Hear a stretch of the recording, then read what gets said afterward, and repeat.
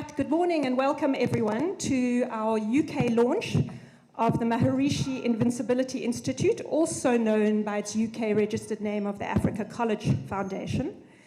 This event is kindly sponsored by Bank of America and by the Conduit, so thank you.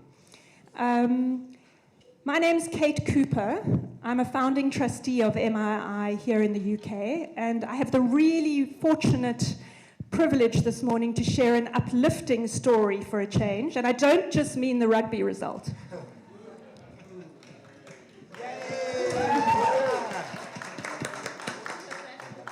So as I said, lovely to be able to share a story of hope and optimism and wonderful impact at a time that's otherwise full of great strife and pain. And in my long career and in my day job now as co-founder of Bateleur Partners, I have the privilege to advise many boards and many senior leadership teams of social impact organizations, whether implementers or funders. And I was absolutely determined also not to take another board role. But there's one person I absolutely couldn't refuse or resist, and that's Taddy Blecher here. Dr. Blecher, someone I've known for over 30 years and who I truly admire beyond measure.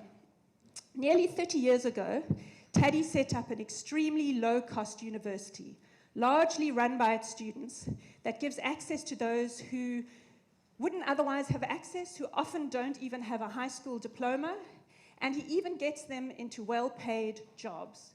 Both high school, for those of you who don't know this, both high school and university dropout rates in South Africa are over 50%, which is extremely high, and that's due to a number of different things: the cost of study, the cost of living while you study, and the amount of trauma and distress that young people come from that makes it really difficult to stick with it over time. And to make matters worse, there's very, very limited demand in the South African economy. And even young people who get into jobs find it difficult to stay with those jobs due to the trauma and the difficult backgrounds that they've had and their family difficulties. And so what makes MII truly remarkable and arguably unique is that it tackles all of these factors, and at scale. So to hear more about this today, we have a wonderful panel of passionate believers and practitioners of consciousness-based education.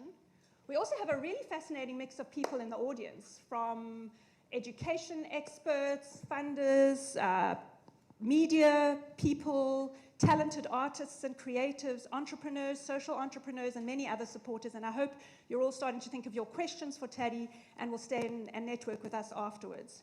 But to maximize the time for discussion, I'd like to quickly introduce our panelists before I ask them for questions. You can Google them if you need to for more detail, but just very briefly, on my left, Paul van Zyl is the co-founder of the Conduit, a fellow South African, and has also known Taddy for many decades, I think. Paul was the executive secretary of the Post-Apartheid Truth and Reconciliation Commission, and also co-founded the International Center for Transitional Justice, among many other interesting social impact initiatives, which I can't go into now. Nicole Cox over here is an award-winning director, producer, actress, and a passionate advocate for the impact of the healing arts, particularly mindfulness and meditation, and to use those to bring about personal growth and societal change. And she's the creator of something really interesting called Actors Rising, which is a program for actors and speakers merging the spiritual path with the arts. Dr. Taddy Blecher is the reason we're here today, and MII. He's the founder of MII, co-founder of the Branson School of Entrepreneurship, chairperson of the South African National Government Council on Entrepreneurship, Education and Employment, as well as a faculty member at the Singularity University. Taddy trained as an actuary initially and has also won many, many awards, including from Skoll, the World Economic Forum, and others too many to mention here. And Brian Cox, next to Taddy, CBE, is a classically trained Shakespearean actor and advocate for education and for the arts. Brian's work spans film, TV, and theatre, earning him numerous awards and accolades, including an Emmy, a Golden Globe, a BAFTA, and many others. I'm starting to feel like there's a theme here, and I'm not part of it, sadly. He's also been nominated for a 2024 Emmy for lead actor in a drama series for Succession, and Brian is deeply committed to using his platform to promote positive change and advance education. Thank you for being here, Brian. Dr. Tahirih Danesh is the recently appointed CEO of the ACF and MII in the UK. We're very grateful to have her on our team, given her own remarkable journey, escaping to the West from her native Iran when she was very young, and her many decades of passionate contributions since then to many important causes related to human and socioeconomic rights. So I'm going to turn now to you, Paul, for the first question. You see so many social impact organizations coming through these doors every single day, and you're opening in many other places. What is it about Taddy and MII that makes you grace us with your presence today on the panel? Well, I think there's a consistent theme when you talk about Taddy, and that is that it's irresistible and can't say no. And I think that's sort of at least part of why he's done all the remarkable things that he's done in the world. I've also known Taddy for 40 years. Go do the math on that. This is not a new friendship. But I think if you want to kind of pause for a moment and think about the kind of flippant comment you made about the rugby and connect it to Taddy, this is not going to be a stretch, I promise you. It's that, so I worked as Executive Secretary of the Truth Commission in South Africa, and there was a very remarkable scene that many people will know in 1995 when South Africa played the All Blacks in the Rugby World Cup final, and we did it Saturday. This Saturday, we beat them both occasions. And they're actually a remarkable nation, so I feel a bit bad about beating them because they're actually... not really, though. No, not that bad. But that scene that when South Africa beat the All Blacks in 1995, Nelson Mandela walked onto the pitch wearing the Springbok rugby jersey with the number 6 on the back, embodying being the captain of the Springbok rugby team, but also of South Africa in a context which was sport, which was about Afrikaners and racism and white patriarchy. Mandela sort of reclaimed that as part of the kind of rainbow nation of South Africa. And having worked for Desmond Tutu and for the Truth Commission, that was a very sacred moment in our country's history because it went from a polecat, crimes against humanity, to a democracy on the bottom tip of Africa, which embodied all the things that humanity could do best. And if you think about the years since then, South Africa's had a harder and more troubled time. It's struggled with governance, it's struggled to fulfill its promise, but it's always been a country with this remarkable promise. And for that rainbow nation idea, not to be sort of wonderful, multicultural virtue signaling, and for it to be real and substantive, you have to really transform the economics of our country and give people who've been subjected to colonialism and to apartheid and to the worst forms of discrimination genuine equal opportunity. And that really only occurs through education. And the work of education is hard and complicated and unglamorous and tricky and a multi-decades investment.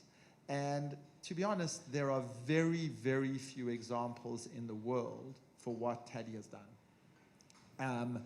The seriousness with which they've approached their endeavor, the inclusiveness with which they have done it, and attempting to give world-class education that focuses both on cognitive abilities in the brain, but also on more emotional dimensions which help to both accelerate learning, but to make it stick, and to do so in a way that doesn't replicate the problems that we have in many emerging nations, which is we have privileged elites who go from being one color in our country to being many colors, but it still is a small group of people who are privileged at the very top.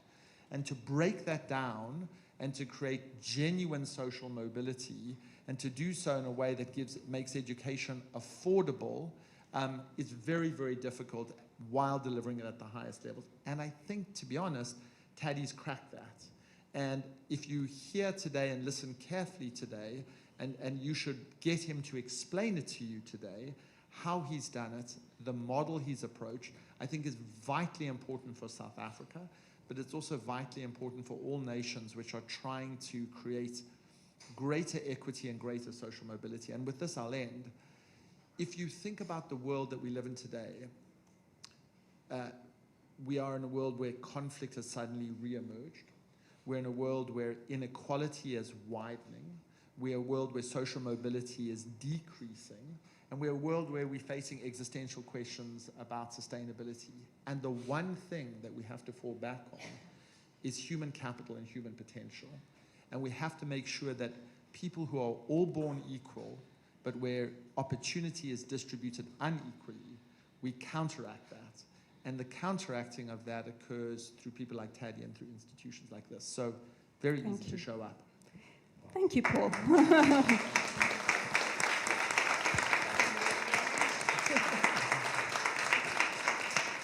Before I turn to you, Nicole, I just wanted to, you've probably heard, and there are a number of people in this room who find the aspect of consciousness-based education particularly interesting, which is something that even the name of MII, Maharishi Invincibility Institute, embodies. There was a very good article this month in the November issue, or the coming issue of Vogue magazine. And I just wanted to read it's about transcendental meditation.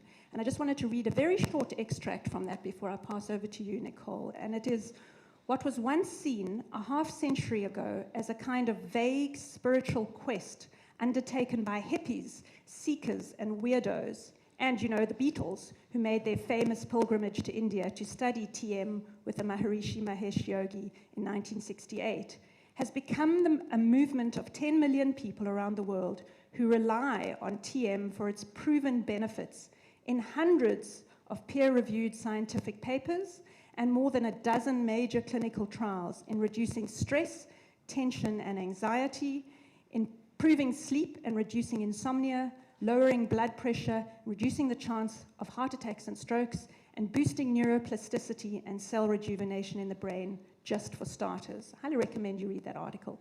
So Nicole, I'm passing over to you, and please can you tell us a little bit more about what you've learned about meditation and mindfulness and the impact that that has on well-being and creativity and productivity. So over to you.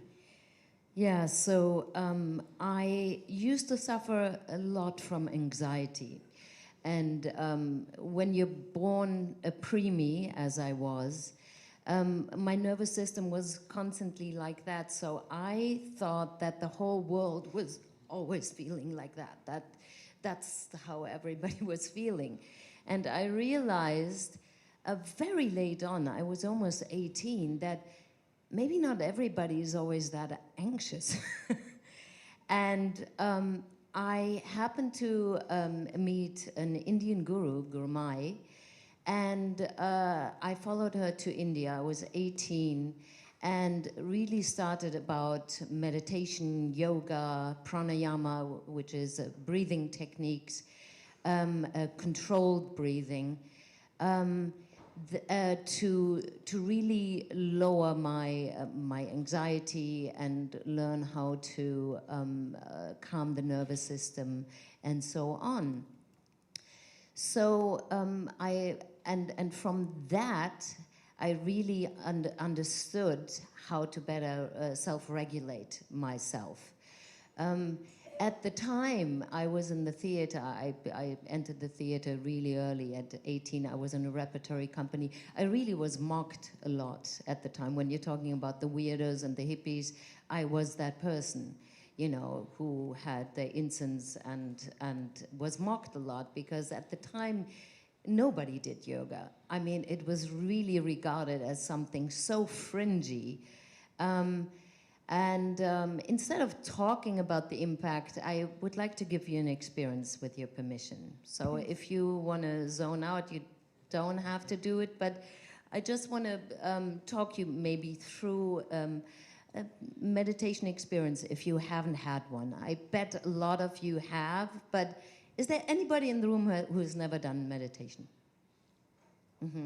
Okay, good. So then I'm speaking to you. You can all zone out and do your own meditation. But I would like you to take a moment and close your eyes. Just uncross your legs, uncross your hands. Just take a moment Maybe lift up your shoulders and roll them towards the back, roll them a couple of times, and start to settle into your body. Now I'd like you to take a deep breath. Imagine that the breath is coming from the earth. The earth is bringing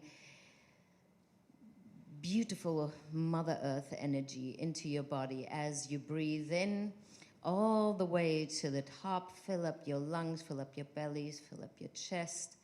And at the top of the breath, hold it for a moment and then breathe out. And take another deep breath in. Beautiful energy from Mother Earth coming up through your spine, through every part of your body. Filling your lungs and hold it. And breathe out. And in your own time, do that one more time.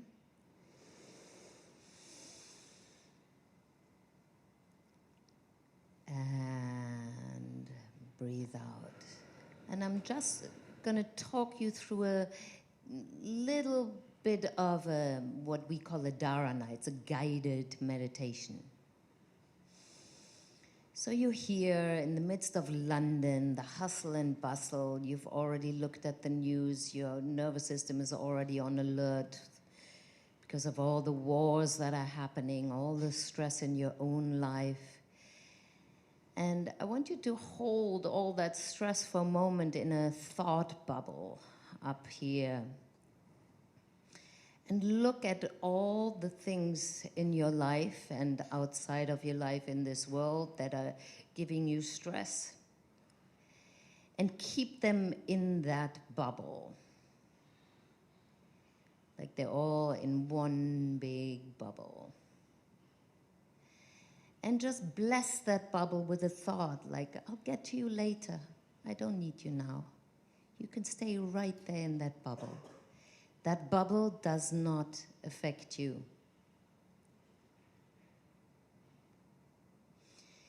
And then on the other side, there's another bubble. And in that bubble, put all the beautiful things you can think of. A rainbow, beautiful nature, flowing water, abundance. All the things that make life just so precious and so worthwhile living. Breath. Fill that bubble with breath, with goodness. And that bubble is also there for you. And now, just in your head, look up, and there's another bubble in the middle. And that bubble is completely empty. And it doesn't have either good or bad, no gray zones, nothing. It's just absolutely pure, pure white light. If it's a different color, that's fine, but notice it if you see the color.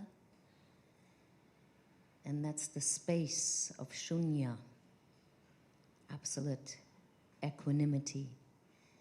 And that is the core of who you are. What the Zen Buddhists call the nothingness. And that is the space where meditation can bring you to. And in that neutral space,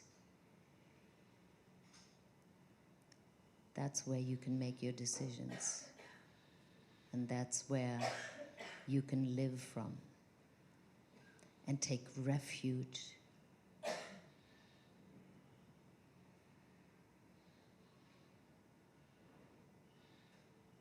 And I just want to take like 30 seconds here of absolute silence where we take a moment to bless yourself, forgive yourself for any mishaps, any mistakes you made, and just acknowledge the perfection of the purity of your being.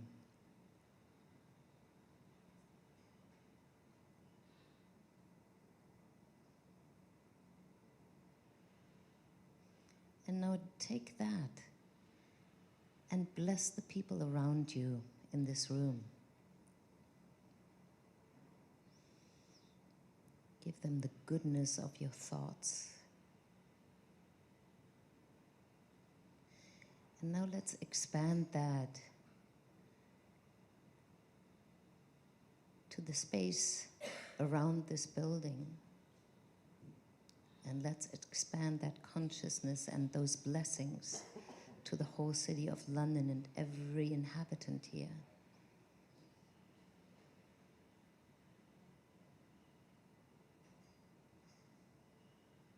And now expand that to go to other European countries. And let's go further and expand those blessings out into the whole world.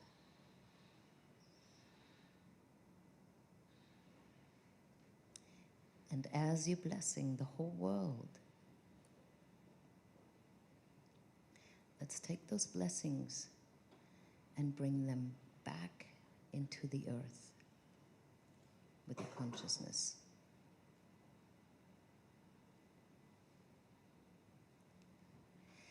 And take a deep breath in. And as you breathe out, bring the breath back into Mother Earth.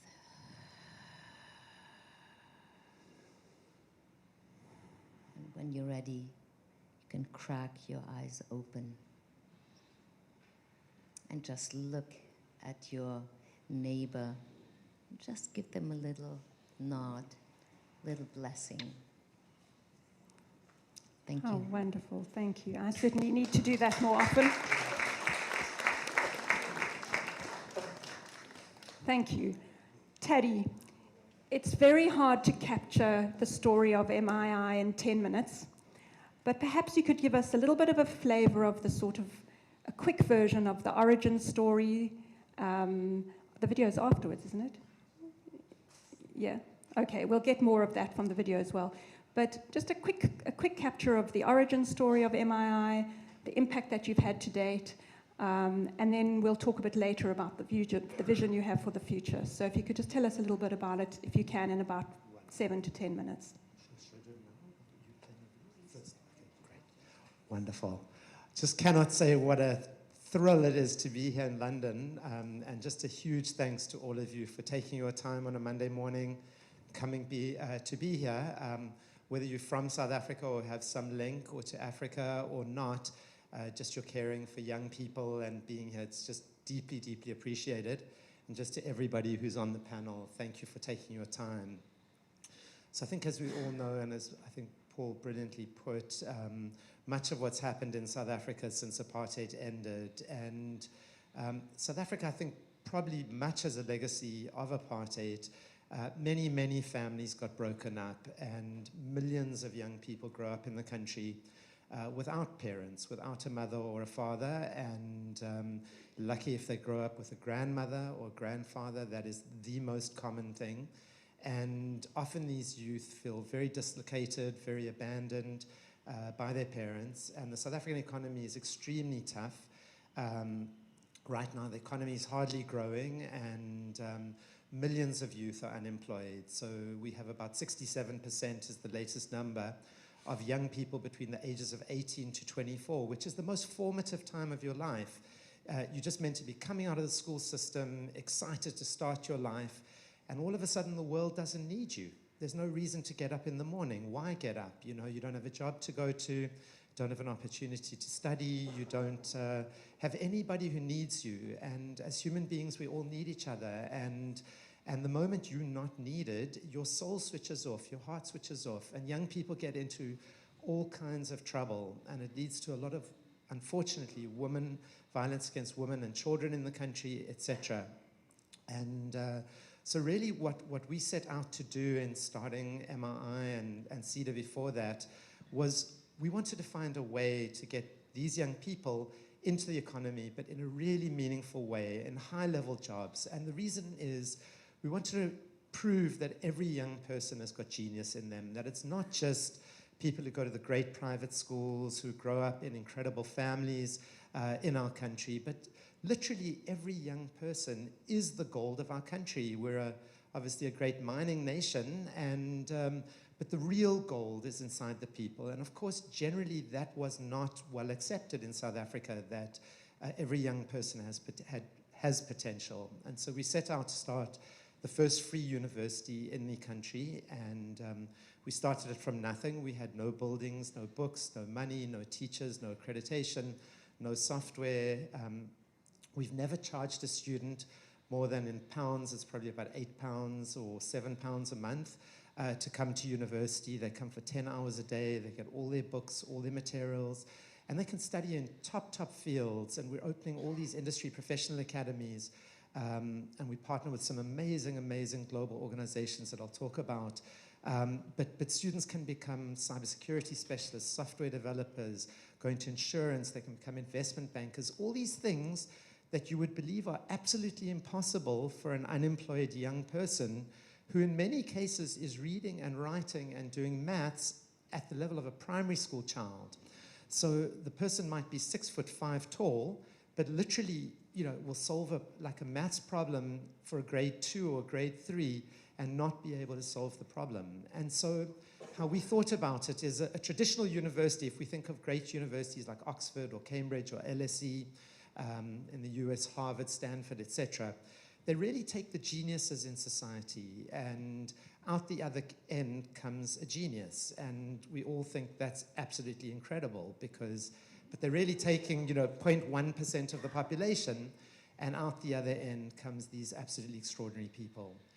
Real education that's worthy of the name, is education that's going to truly unfold what a human being is, which is an infinite thing. Our thoughts are infinite, our consciousness is infinite, our love is infinite, our creativity can be infinite. There's nothing that a human being cannot do if we could develop our full potential. And it doesn't matter really just about our schooling or our upbringing or things like that. There's just so much potential that can be developed. So that's what we set out to do in this new university, was to break this paradigm, to bring in young people, 70% of whom are women. In some of our programs, 85% are women. Most of them have suffered terrible abuse in their lives. They're coming from families earning under £200 a month, probably about £150 a month, combined family income. And when the students are coming in, we're finding over 60% of them suffering from post-traumatic stress disorder, over 30% on the same PTSD level as an US Army veteran when they come back from fighting in the war. And these are young people born in freedom, and about 40% suffering from chronic depression. So we believe just to put them into a classroom and just to teach them statistics or Python programming or something like that is setting them up for failure, and it's why many programs do fail. And rather we take them on a journey. We bring these young people in. And for those of us who were watching the rugby on Saturday night and got so unbelievably excited, and I was in Mexico 4 years ago when South Africa won and was jumping up and down and crying and screaming and so on, is we live in a country where we're so used to being the underdogs. Apartheid taught millions of people that they're useless, that they can never be anything. And what we do in our university, just like what the South African Springboks, I think, represent, is that, no, we can change that. These people are magnificent. They can absolutely be anything they want to do, even the most difficult things. And we bring them through this process, which is all about learning about yourself, to forgive other people, the people that have hurt you, violated your life and your space, and then through finding your life purpose and starting to build a set of skills, showing these young people that they can achieve things. And we go very incrementally, and every single thing counts as a credit. And if you have to leave because of trauma in your family, you can come back and you keep on banking these credits, and you can get certificates, diplomas, degrees, and then specialize in all these industry fields. And what is remarkable to say, and it's really like turning Maslow's hierarchy on its head, because normally Maslow, at the end of your life, you're going to think about your life purpose and self-actualization. We start with self-actualization, finding your life purpose and our humanity.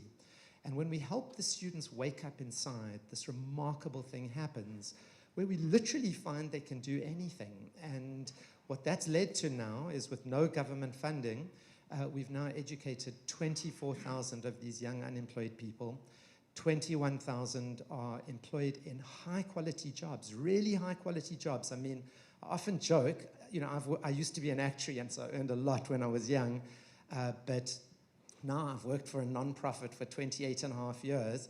A growing number of our students earn a lot more than I do on day one of their jobs. And 95% of them get employed, and we've had 95% employment over nearly 20 years. Thank you.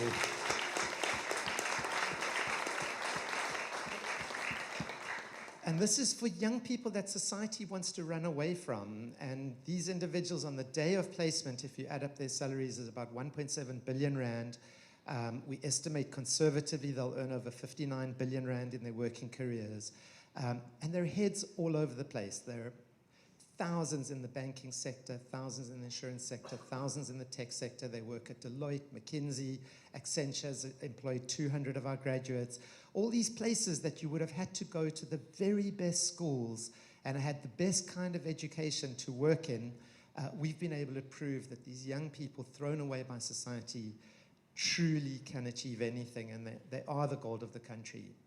So I'm sure there'll be time for questions, but it's an absolute privilege, I think, to do this kind of work, and so deeply grateful that you're all here. We started in Johannesburg, and I'll just quickly mention a hugely wonderful thing that just happened. I say it was the best day of my life. It truly was. Anglo-American gave us our first building in Johannesburg CBD, and they took a giant leap of faith. This was in the year 2005, to give us this building in the Johannesburg city. And we've educated now so many thousands of young people there. And then Anglo just moved to an area called Rosebank. And there was this 3-year very competitive process around what would happen with their campus in the city. And I just couldn't be more thrilled to say that somehow, by the grace of God or the universe or something, we managed to win the largest building of Anglo's in the city. It's a 42,000 square meter building. The donation's probably worth about 230 million rand in total, with all the furniture and all the refurbishments Anglo did and everything else.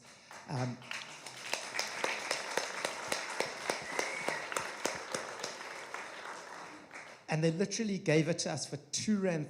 And so a 230 million rand donation for 2.30 rand.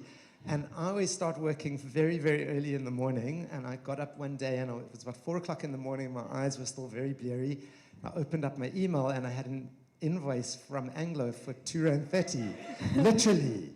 So I phoned the head of facilities at Anglo, Anton Ace, and I said to him, "Is this for real? Do we have to pay this?" He said, "If you don't pay it, we're taking the building back." So I just paid it absolutely immediately. It was the cheapest thing I've ever paid on the internet. I didn't even know if the internet would accept it to pay 2.30 rand, but it did. And we now own that and can now grow to 5,000 students in the Joburg city. But we've also started to expand to other places, which we can talk about later on as well. So again, thank you very much. Great.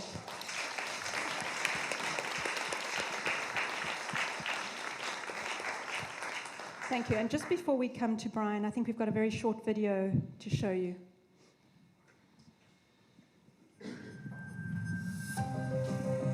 We live in a moment teeming with upheaval. We live in a moment teeming with upheaval, brought about by emergent technologies and societal awakenings. Yet it remains urgent that we confront the scourge of immense human suffering where it exists. Despite an international call for reparatory justice in countries throughout Africa, millions of children and youth are trapped in hostile and hopeless conditions, leaving them vulnerable to war, trafficking, crime, or other conditions that barely resemble survival. Their innocence stolen, their futures shattered. Yet there is hope.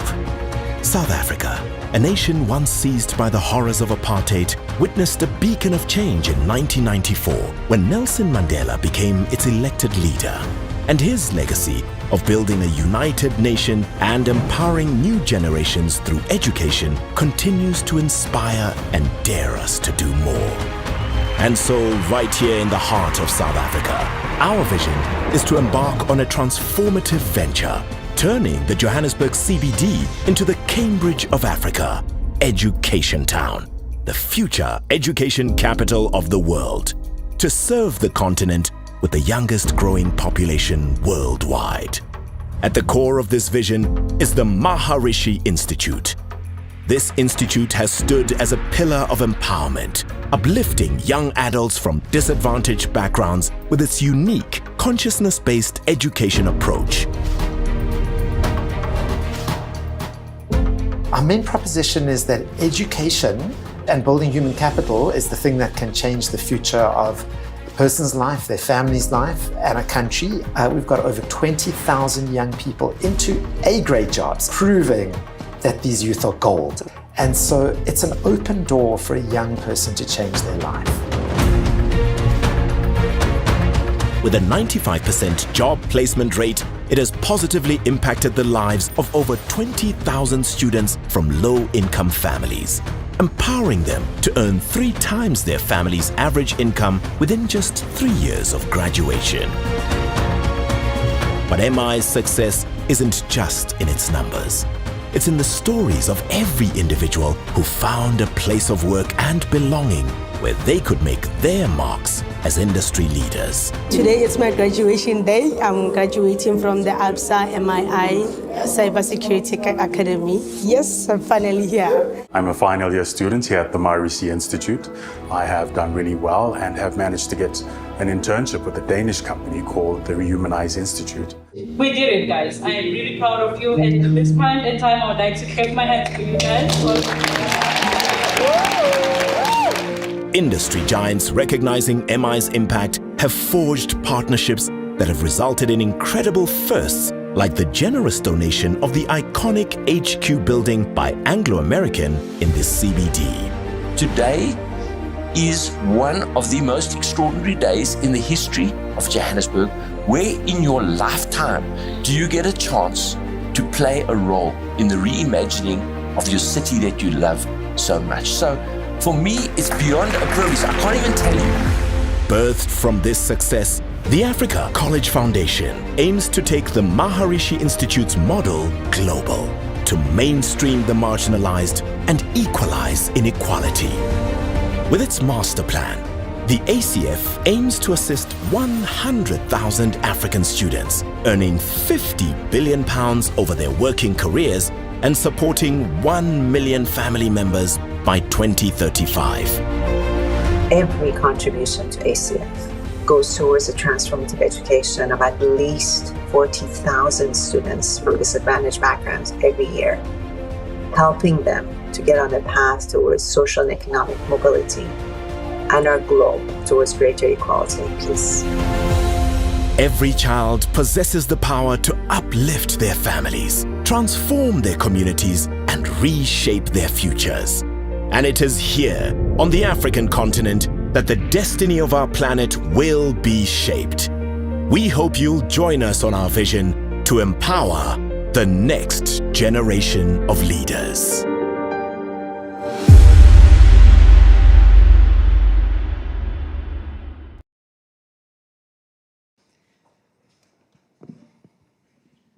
Right. Thank you very much. Brian, tell us why you feel so passionate about this when you could lend your support and your name and your renown to so many different causes that are really worthwhile. What is it about the Maharishi Institute and the Africa College Foundation that talk to you? Well, first of all, I want to congratulate Taddy on the most amazing piece of work I've seen for a long time. It's truly astounding. And I'm afraid it's only one of very small examples to show the rest of the world, because we are in a horrible, horrible state of malaise. I mean, we have depersonalized ourselves to a most ridiculous level. I am a child of the 60s. I remember those days of incredible social mobility, when I, as a I was an incredibly poor kid from Dundee. I had a full grant. I came and studied my bliss, which was being an actor, working in the theatre. So it was an extraordinary time, and it's ironic that we talk about the fact that that was when the Beatles, who were all working class boys, by the way, then went to India and then learned something else. Unfortunately, it hasn't taken root in the way it should have done, because we are so greedy and we're so merciless in how we treat it. And child poverty has got worse, particularly in this country. It's really bad. And that's why it's fantastic, the work you're doing, because it's so important to have an example of what can be reflected throughout the world. And we don't have enough examples of this extraordinary thing that you've done. And especially in a country like South Africa, who has been the victim of the most worst colonialism of all time. Apartheid, which was a true, where we all stood up against it and would not go, we would not take our plays, we would not take anything to South Africa, which in many ways was a good thing, but also in many things was a bad thing, because we could have shown example. But in a sense, I think what's happening here is something unique and something important for all of us. I don't think it's not just about South Africa, it is about our whole society as a whole. I mean, the child poverty rates in this country are ridiculous. No child from my background can have the access that I had to my career. It's almost impossible. And there's not enough being done about it, because we're so greedy. And we don't, you see, one of the things that we have to understand historically is why the 60s was such an extraordinary time is because we had come out of the worst part of the 20th century. The first part of the 20th century was hell, because it was war, war, war, war, war. You know, there was the First World War, was the Spanish Civil War, then there was the Second World War. And then out of that, after about 13 years of Tory misrule, we came to a point where we began to understand what was possible. So in the 60s, that became very prevalent, that we could actually approach certain things and make that adventure of going to India and learning about meditation, learning about who we are. And I think it's, and I'll give you an example of why we've got to, and I have to talk about my country, Scotland.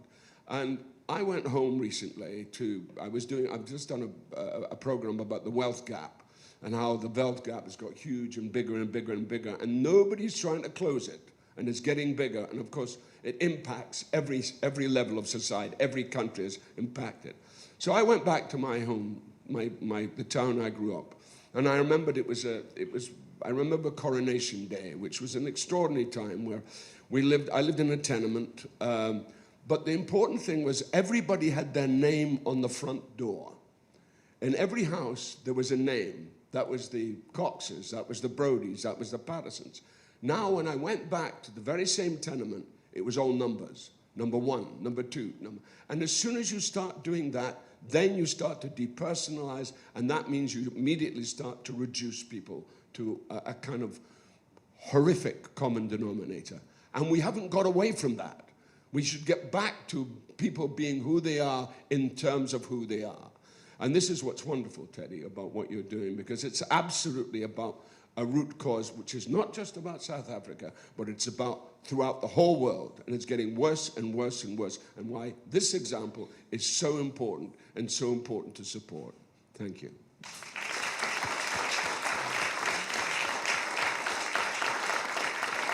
Thank you. Taddy, I want to come back to you. We heard about your wonderful donation that you received from Anglo American, many of whom, some of those people are in the room, as we know. What you've done over the last 20 or 30 years is, I think, just the beginning. I think you're one of the most visionary people I know.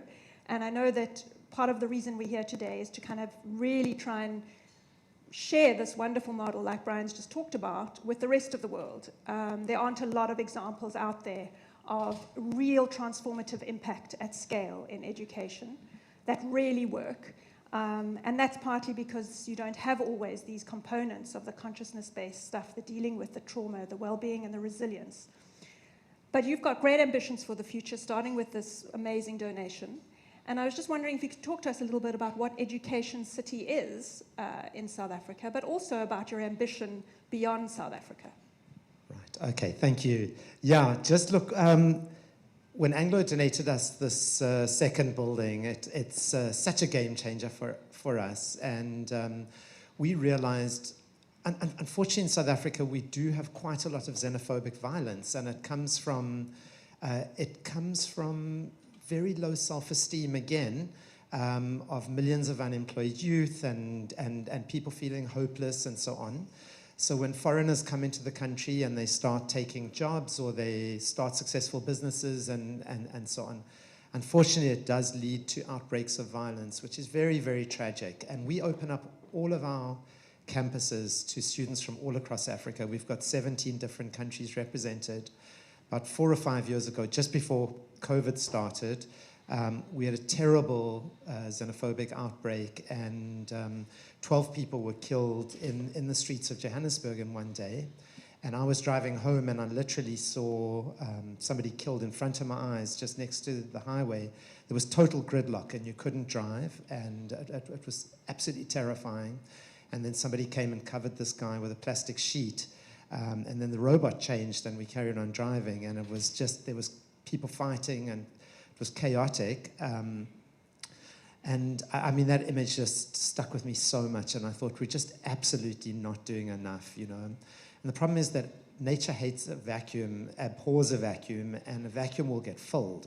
So as many, many large corporates have left the city for a variety of good reasons, it has left a bit of a vacuum. And so unfortunately, we have a number of things in the city that I don't want to talk about that we have to change. And so really born out of that day, this vision came of, why don't we create an education town? There isn't any great city in the world that doesn't have strong education.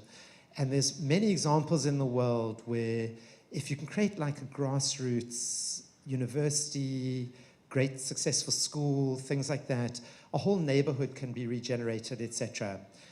So then this idea really got born. And then when Anglo donated us the building, we've now, as you saw in the video, they proclaimed this big sector. No, we haven't asked anyone their permission, but we've put up these huge billboards now, welcome to Education Town.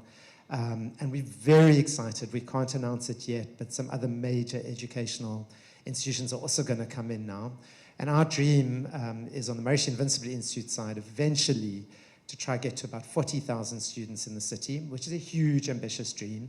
But at the very least, over the next, say 5 to 10 years, we want to get to 10,000. With the Anglo building, we can get to 5,000 now.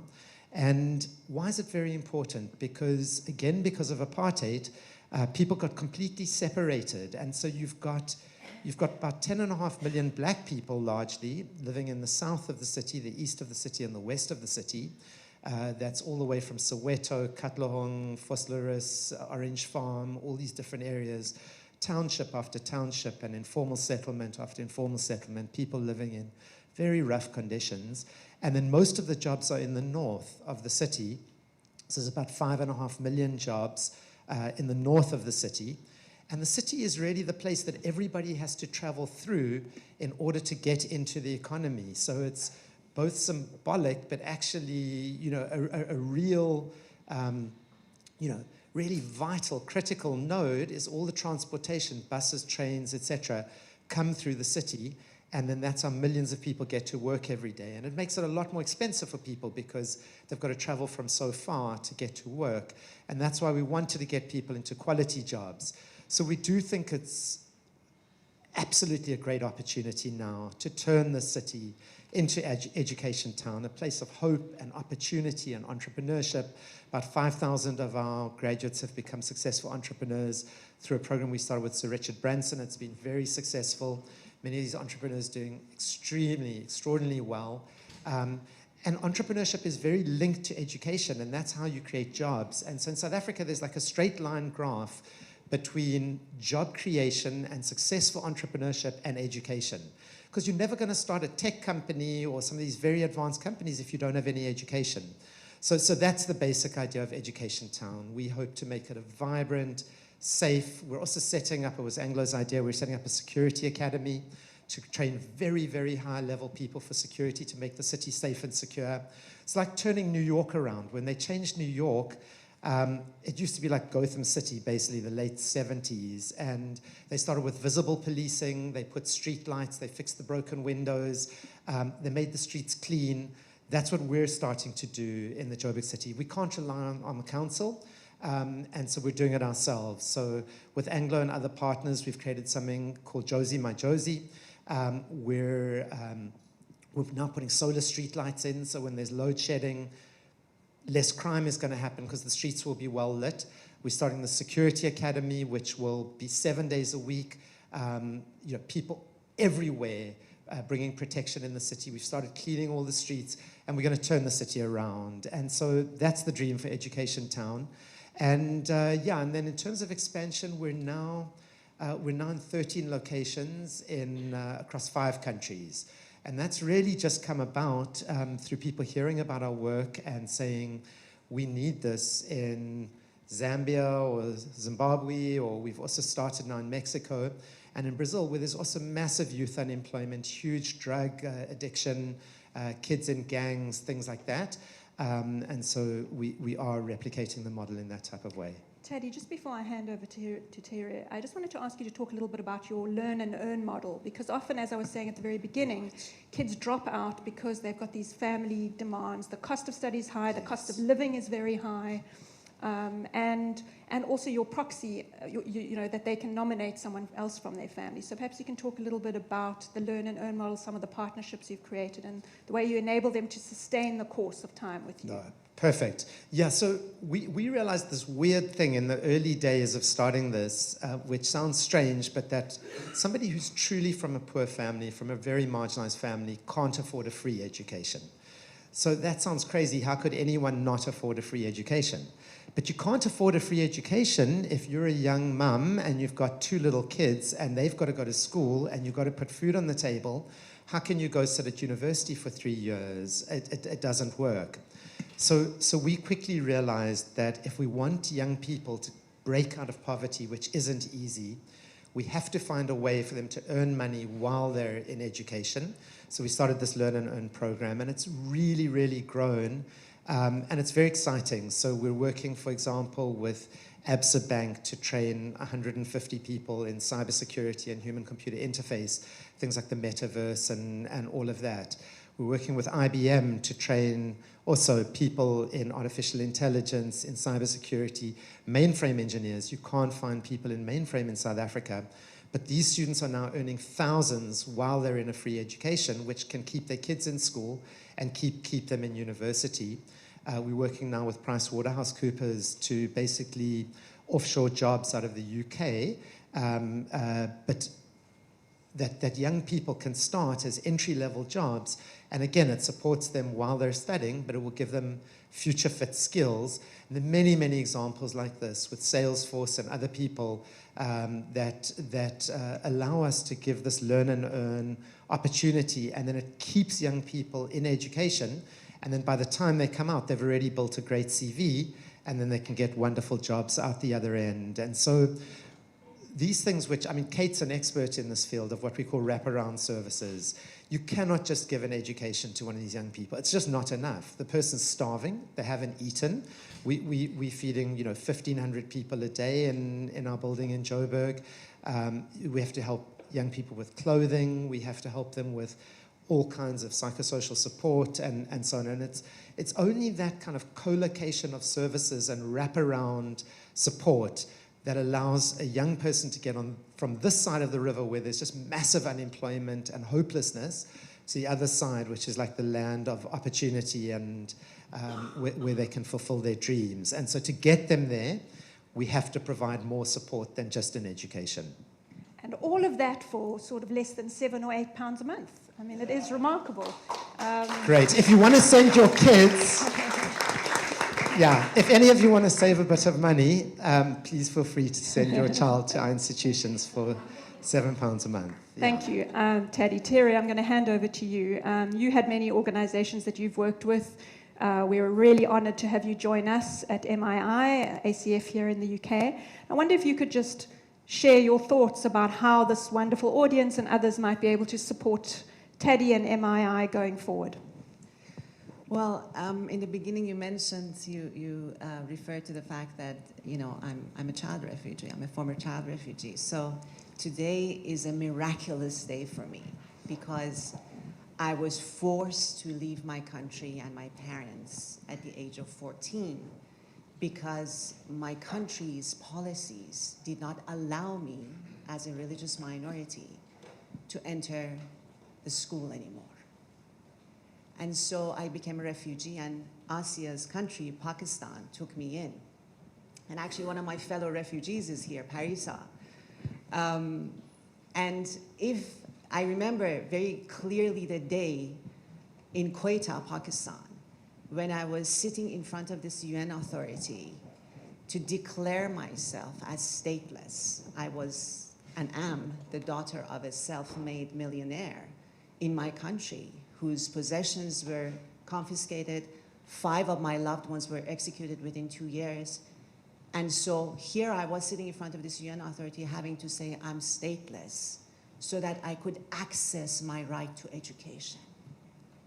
And so it's true that the world may be getting worse, but if on that day someone had turned to me and would have told me that one day I would be a professor, a CEO, having worked or lived or served in 1/3 of the world's countries, and starting to run an incredible institution on behalf of an incredible man, sitting next to an amazing person who's not just an artist, but an incredible voice for equality, I would have thought they were crazy.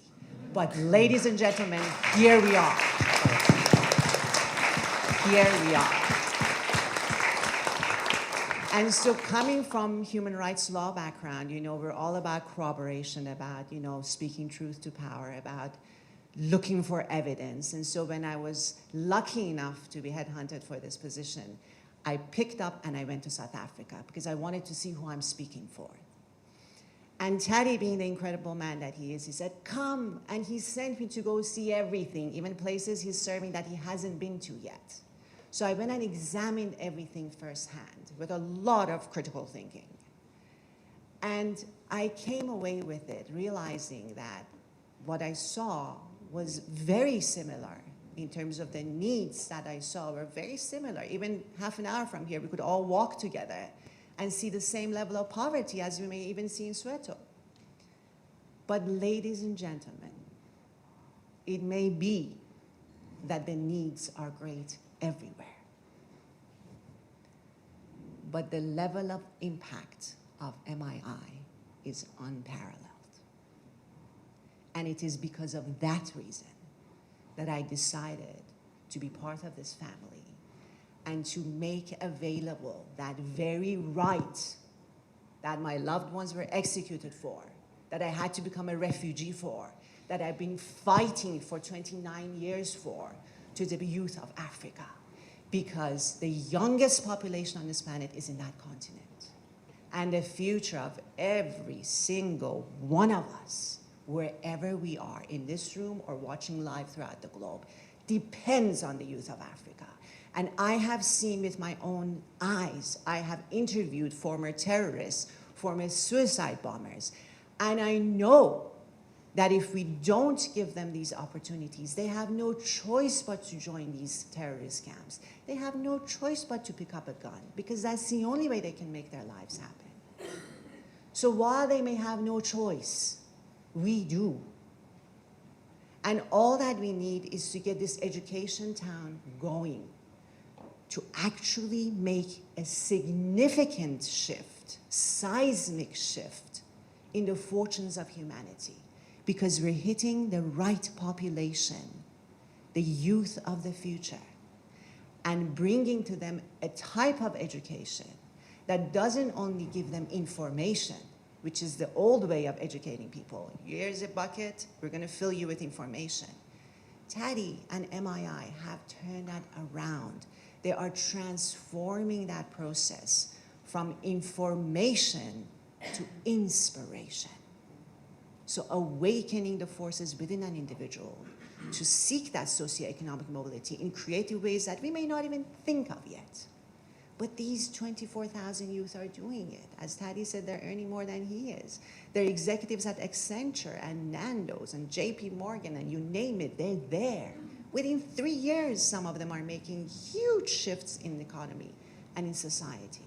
So that to me is a miracle. It's taken me 29 years, actually longer than that, but I won't tell you how long, to go from being a refugee to now where I am in my life. But they get to do it in 3 years. And that generation has far greater impact at this moment in time than my generation did. So Taddy will be coming and going twice a year here, but for the rest of the year, I'm at your service. We need 57 million pounds to make Education Town happen. You can either write the check today, or we can do it next week. But the point is to partner together. The point is for you to be a part of this process. It's not just about gathering money. What is happening in Education Town and Joburg is about transformation and seismic shift in fortunes of humanity. I can't emphasize that enough. Go and see it for yourselves and then decide how you want to partner with us. All our contact details are available on invitation. I'm at your service anytime, and I do all my meetings right out of here at the Conduit because of Paul and the wonderful space he's created. So thank you for coming today. Thank you for everyone who's joining us throughout the world, but a particular thank to dear Taddy and my treasured and beloved, wonderful, wonderful, wonderful Nicole and Brian Cox, who are exhausted from everything they're doing, yet they came and they're doing this for us today. Thank you so much. Right.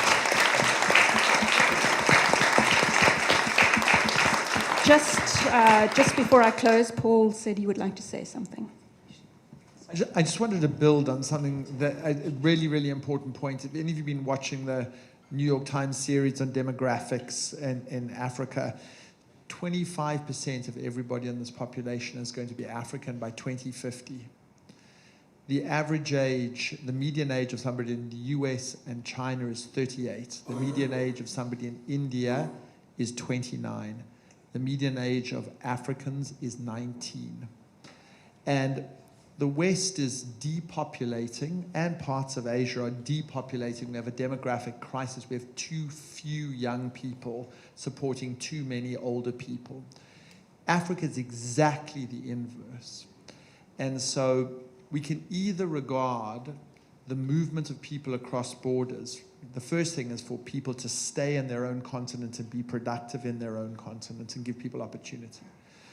Climate conflict and inequality is going to cause people to move across borders. And when people move across borders, those people who move across borders can be assets to the West, because in fact the West needs those people. So instead of treating them as objects of fear and suspicion and using dog whistle racist politics to marginalize refugees and make them an object of fear, we can take that tide of humanity, give them potential at home, but also regard those people as assets when they arrive here. And with that, they need potential and they need opportunity. So there's a sort of further, I think, macro reason why what you're doing is so important, because it gives people those ladders and those opportunities as well. Thank you, and thank you to the panel. I'd like to open to the floor now. We've got a couple of minutes for people to ask questions. I see one over here. Yes, can we have a mic? Or should we just, are there some on the way? Hi, can you just introduce yourself, please? Sure. Hi, I'm Nick Rohani. I'm the co-founder of Vula. We're building tech tools to help close the SME funding gap across Africa. And thank you so much to the panel. It's incredibly inspirational. Taddy, I had a question really, first of all, the poetry of this idea about education being this process of kind of mining humans and mining the gems and gold out of humans. And then you guys getting this mining campus, I think, is not lost on us. Yeah. What I wanted to ask about was this concept of PTSD. I'm South African, by the way, as well. This concept of PTSD of these young people who come in. I did a lot of youth empowerment work in townships across Johannesburg and saw the same thing. And in a way, also noticed that as a nation, as a country, we have PTSD from the horrors of apartheid. And so when I was thinking about this amazing approach that MII has taken that really seems incredibly holistic and to work, I was wondering how you guys are thinking about utilizing technology to somehow also scale this approach somehow to those youth across the country and the continent who might not yet, between now and 2035, be able to access your campuses, but who might be able to access some digital portals, some digital capabilities that could enable them to access the holistic healing and also some parts of this education. Thank you. Taddy. Wonderful. It's a great question. So firstly, I think technology is obviously creating a revolution in terms of possibility in education. You can get world-class content to anybody, anywhere at incredibly low cost, and it's kind of infinitely scalable.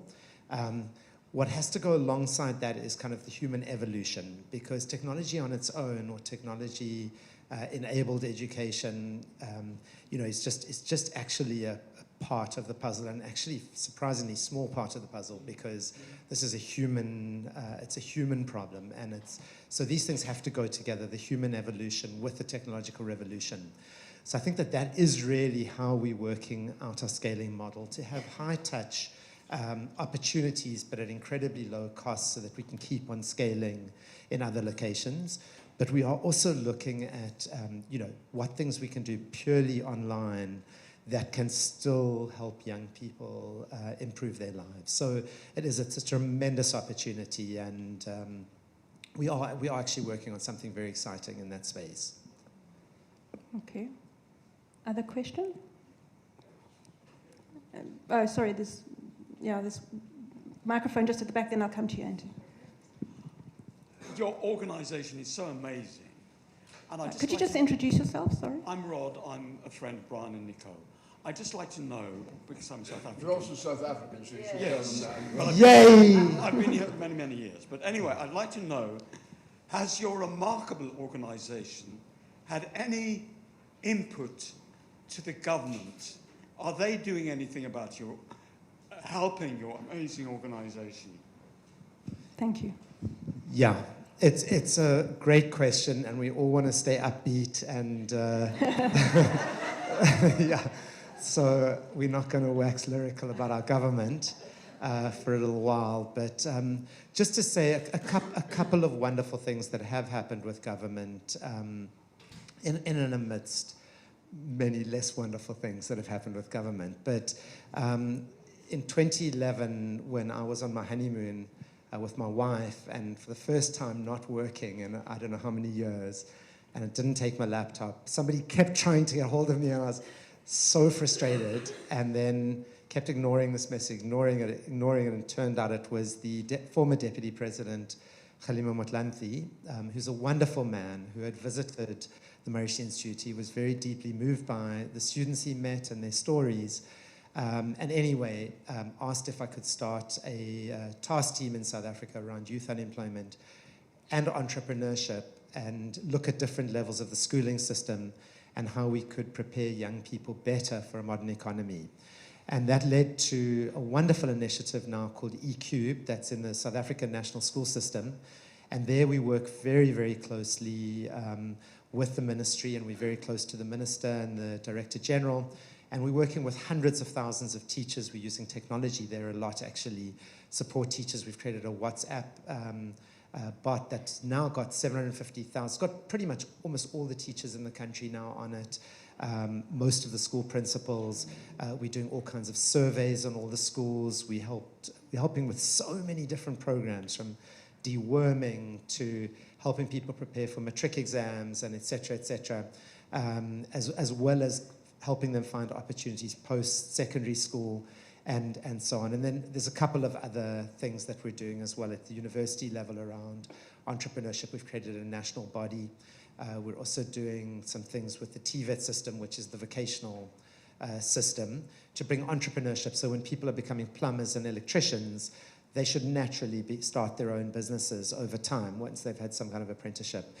So yeah, we have not yet got the kind of support we would love to get from government, but we live in hope, and when it happens, I'll contact you through Brian. Great. And you can see I think, why Taddy has to get up at 4 o'clock in the morning. They're also doing work in high schools and ECD. I think he hasn't mentioned that today. That's right. I think the meditation shows you that he can get up at 4 o'clock in the morning, and he's also about 120 years old, which you didn't know.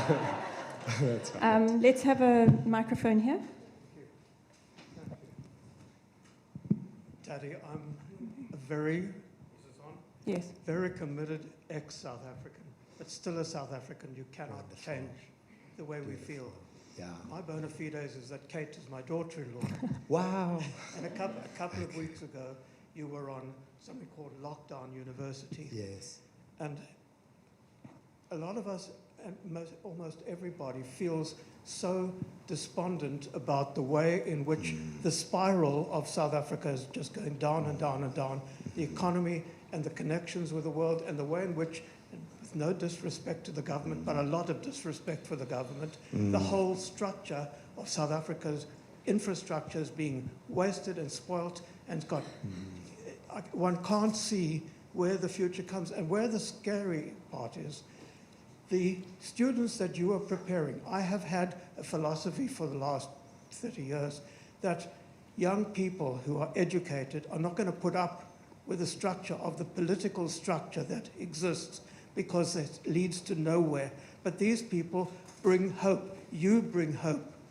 But will the country be able to survive economically long enough for these people who you're teaching to be able to benefit the country, number one? And number two, do you have courses for teaching political structure to your students when they get to a certain point? Because they are the future of the country and how it runs. They're going to get, excuse the word, pissed off by seeing that all the education and the assets that you provide for them can be wasted. And as big companies decide they're getting fed up with the way South Africa runs, they pull out. So you need to find a way in which these young people take ownership of the country and run the country in a way that you are training them to be. That's question number one.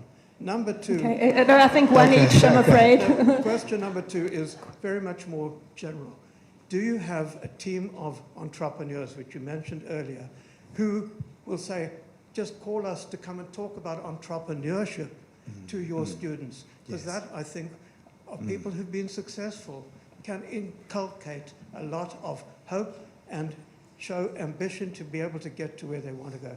Thank you. Great, wonderful questions. So firstly, it's very good if young people get pissed off, and we should all be pissed off, because when people are pissed off, that's when they act, and they're going to bring change, and we desperately need change, and we desperately need new leadership.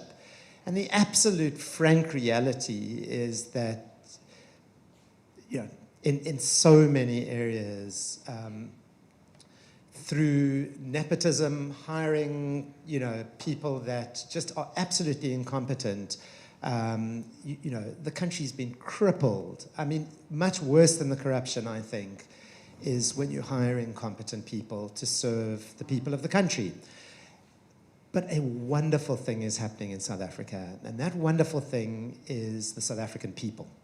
And I often say, in some ways we're a failed state, but we're not a failed society, because we have one of the strongest independent media in the world. We've got a very, very strong private sector in South Africa. We've got a very strong civil society. And we, the people of South Africa, we can take control of our cities. We can take control of all these areas that are failing in the country. I mean, with energy crises and load shedding, why should we have energy shortages in our country? I mean, we've got just the best, sunfall in the world. We've got wind, we've got waves. We can create power so easily. And it is happening. It is happening at such a rate that I believe in 2 to 3 years, Eskom will be irrelevant. I mean, and now they've just opened up something called virtual wheeling, which is very exciting, so that people can start to match off against each other in terms of buying power. So it doesn't matter where you create power now, in Eastern Cape or anywhere else, whether it's wind or any other format, you can now buy that in Johannesburg, etc., with this new legislation that's been passed. Whether it's food shortages, I mean, why should anybody go hungry in our country and die of starvation, babies dying of starvation? It's ridiculous, but it's completely solvable. We've got so much land. We can train young people in agriculture. There's no reason why anyone should go hungry. Why should we have water shortages? Absolutely no reason. So every single problem we've got in the country is solvable, but the exciting thing is private sector, civil society, the people of South Africa, absolutely resilient. You saw it in the game against England last Saturday night. I mean, there was no freaking way on earth we could have won that game. But South Africans will just never give up. They just don't know that they've actually lost. And that's why it's a miracle nation. We can and we will change everything. And I'm absolutely convinced that over the next 5 years, you're going to see a major positive turning point in South Africa. We just feel it.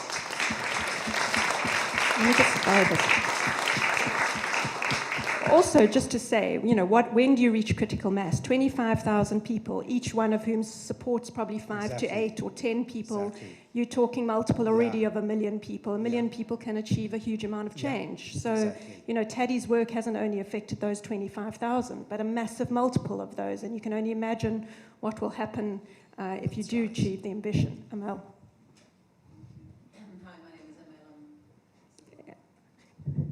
Hi, my name is Amel. I'm CEO of the Education Outcomes Fund.